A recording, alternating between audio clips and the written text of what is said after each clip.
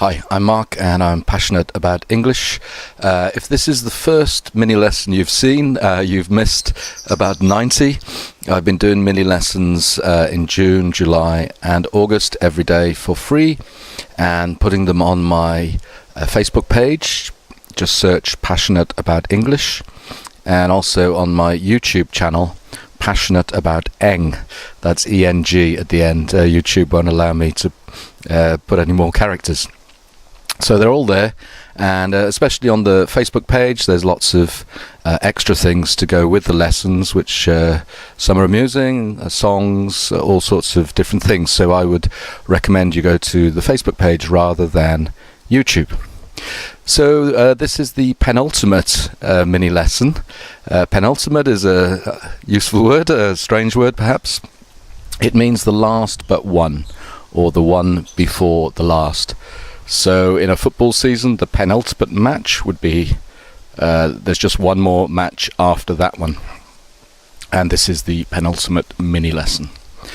And then the first course begins. I'm still aiming to have it ready for 6 o'clock GMT on Monday, but it might be, well, the very latest it'll be is Thursday, 6 o'clock. But I'm really trying my hardest to, it's the editing which takes so long. And also because I've recorded so much material, I'm having to spend a lot more time than I expected editing. I sort of said that each lesson will be at least 3 hours, but actually it's going to be more like 5 hours. So if you don't know, each course is 4 lessons, and as I've said, each lesson at least 3 hours, but could be 4 hours or 5 hours. All sorts of different sections: interviews, questionnaires, idioms, phrasal verbs, collocations, pronunciation, tips about how to learn English, look at a song, really loads and loads of stuff. So I'd really recommend you try the courses, and each lesson is going to have a different theme. So in course 1, lesson 1, the theme is friends and friendship. Lesson 2, the theme is adventure and travel. Lesson 3, business, career, jobs, interviews. And lesson 4, hobbies, sport, what do you do in your free time. And then course 2, which will be available at the beginning of October, will be about my travels to Greece. So I'll be doing 4 different topics connected with a trip, a holiday. Okay, so for this mini lesson, I've actually putting in one of the sections from lesson 3 of course 1. It's about it's 10 tips for interview job success. So it's quite serious. It's with Jason, who speaks very well, explains things very well, and I hope it's really useful for you. Of course, the questions they ask in the mini lesson are in English, but if you were going for a job in your country, in your language, I'm sure they would be quite similar. So the advice will hopefully be useful. Okay, so enjoy this mini lesson. Okay, so I'm with Jason again, who's been helping me out in some mini lessons and some of the lessons in course 1. And I've just printed out something from the internet. It's called 10 Tips for Job Interview Success. If you want to have a look after watching this, it's on a website called www.careerbuilder.co.uk, and you just put in tips for job interview success. So Jason, you've done a lot of different jobs in your life? Yeah, I have done a few. Yeah. And so you've been interviewed many times? Yes, certainly a few times, yeah. Yeah. And do you think you're a successful interviewee? Well, I've always got the jobs that I pitch for and I wanted, so I guess I've been able to communicate quite effectively and get my ideas over, and so yeah, I guess I have been quite a good interviewee. Okay, and you've also interviewed people many times? I wouldn't say many times, but I have had my own businesses, and there has been occasions where we have needed to take people on and make sure they're a good team fit, and I have interviewed them. So what do you look for someone who you're interviewing? Well, I think there are a number of things. Obviously, first of all, it's really important that they're a good team fit. So if they're coming into an environment to work with you, they've got to perhaps have some of the attributes or qualities that would enable them to do the job. So when you say a team fit, you mean they will fit into the team you've already got? Yeah, I think there's a number of things. I mean, they've got to have kind of the personal skills and capabilities to do the job. Yeah. They've got to be personable and be the kind of people that are able to get on with other people that are perhaps in your team, or the kind of people that you might be engaging them with if they're client facing. Yeah. So communication's really important. They've got to be clear, coherent, perhaps congruent. So they're not saying that what's congruent? Well, I suppose that what they say matches their capabilities. What they say they can do, they can actually do it, and they believe it. So they're kind of at one with themselves. Yeah. And I think enthusiasm, passion, they've got to have something about them. Yeah. And they need to have the likability factor, I guess. So, and actually we say the X factor, don't we?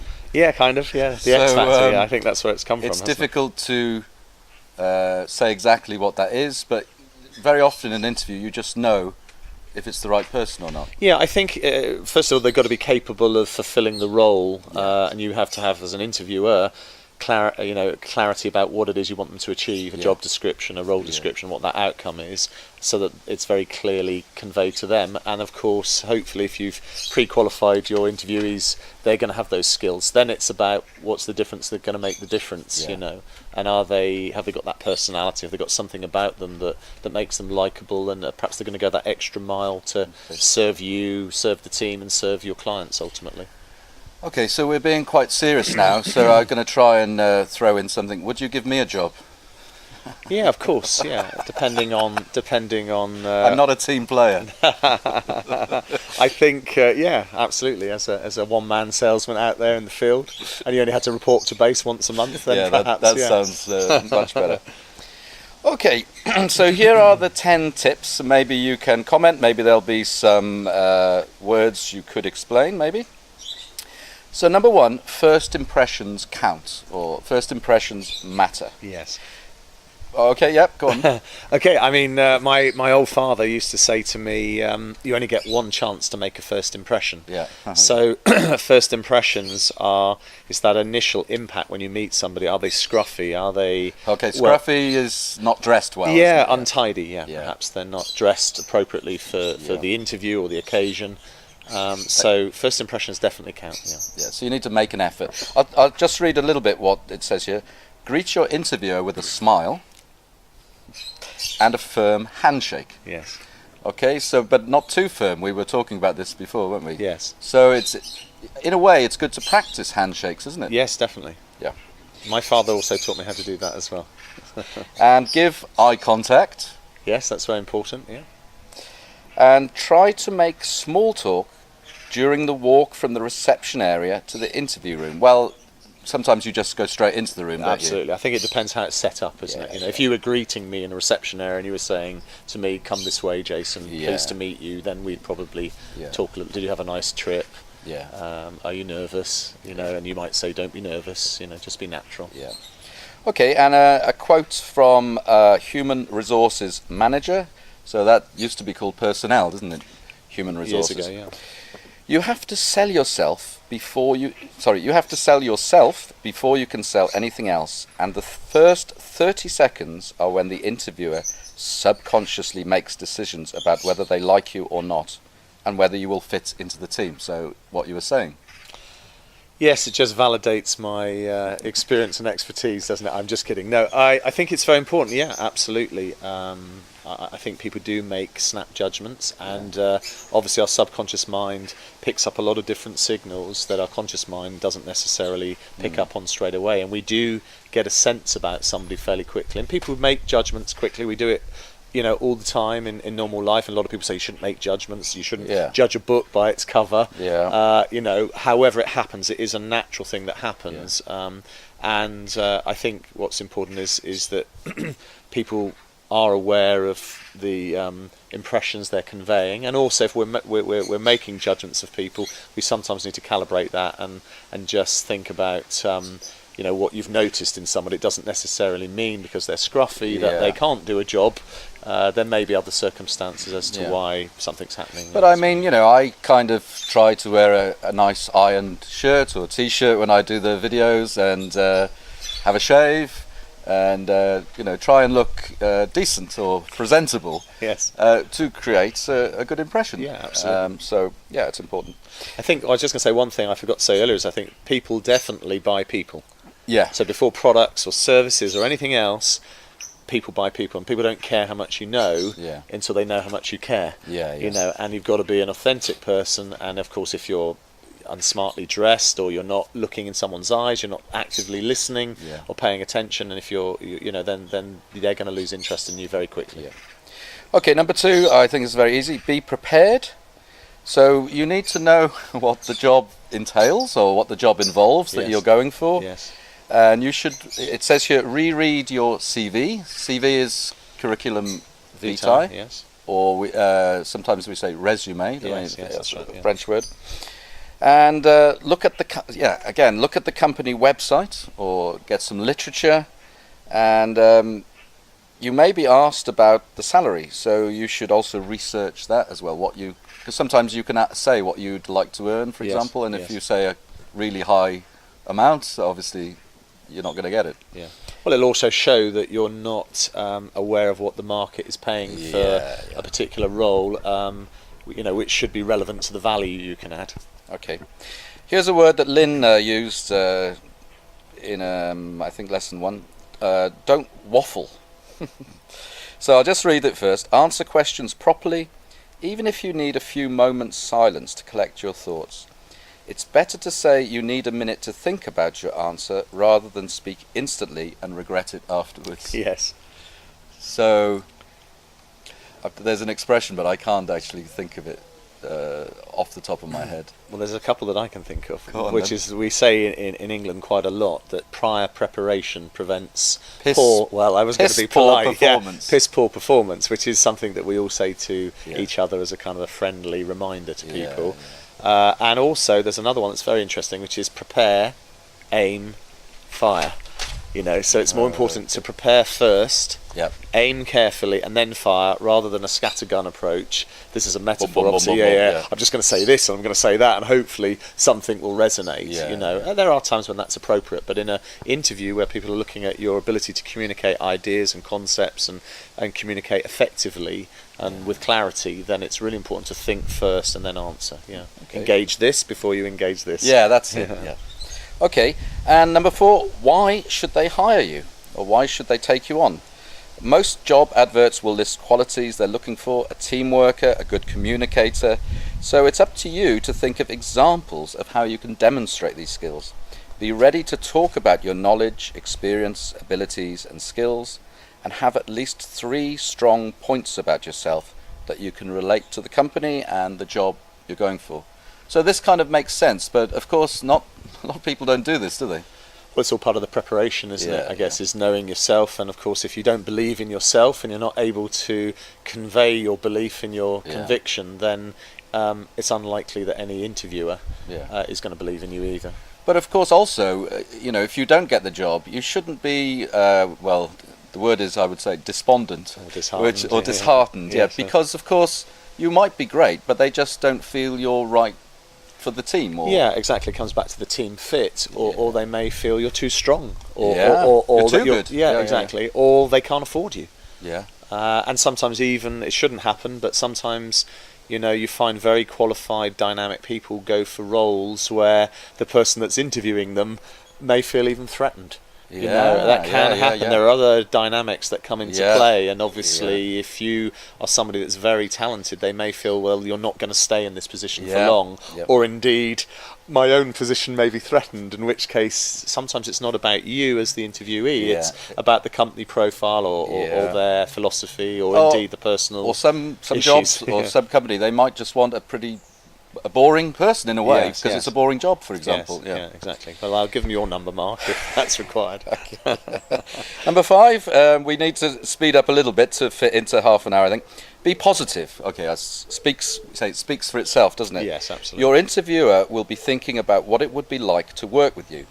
So the last thing they'll want to hear is you talking about your boss or current colleagues Yes. behind their back. Yes, Interviewers like to see someone who enjoys a challenge and is enthusiastic. absolutely. I'd said earlier on, passionate, enthusiastic, clear about what you want to achieve, talking about what you're going to do, not living in the past about the problems you've had or your personal life. It's not relevant. They're not interested. Yeah. It is a business relationship ultimately. Yeah. So there's a quite famous song actually. Accentuate the positive, eliminate the negative, and don't mess with Mr. In Between. Oh, okay. So it's saying, positive. But it's difficult to, if you're not positive, to pretend to be positive, isn't it? But certainly avoid saying negative things at least. Yeah, absolutely. Okay, body language. It's not what you say, but how you say it. During the interview, do not fold your arms and lean back or look to the floor. Sit upright and try to maintain good eye contact. Use your hands and lean forward when making a point. Many people cannot think and control their body language at the same time, which is why you need to prepare. Woo. Absolutely. So again, it's good to actually, if you've got some friends or family, to actually try and, because a lot of people watching these videos are quite young, who maybe not done many interviews or any. Yes, of course. So these simple things, you don't play in a football match without training. Absolutely. So you shouldn't go to an interview without practicing. Yeah, absolutely. And a little bit of role play is a good thing because other people can comment on what they see and what they hear and how you are portraying yourself and what I think the most important thing is to be natural, to be yourself, and to build rapport. So to work on getting on with the person that you're talking to. Yeah. Okay, number 7, expect the unexpected. Your interviewer may try to catch you off guard. Off guard means Unprepared? Unprepared, yeah. So they might throw in a question that they would think perhaps you haven't prepared for. What did you have for breakfast today? Nothing. That shows bad planning. Oh, yeah.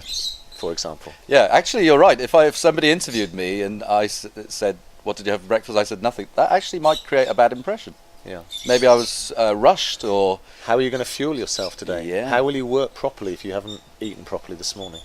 Do you not care about yourself? All right. It is impossible to plan for every question, such as how would your colleagues describe you, but try to appear relaxed and in control.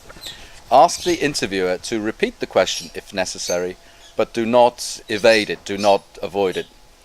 Okay, hopefully you will not get in the same situation as some candidates at B&Q, which is a famous DIY store, who were asked to dance to Blame It on the Boogie. So in an interview, it would be quite amusing, wouldn't it? Yes. I think there are reasons why they do things like this, and to see how people perform with unusual situations, and whether you can open your heart and mind and just do it, or whether you're going to resist doing something that might be unusual.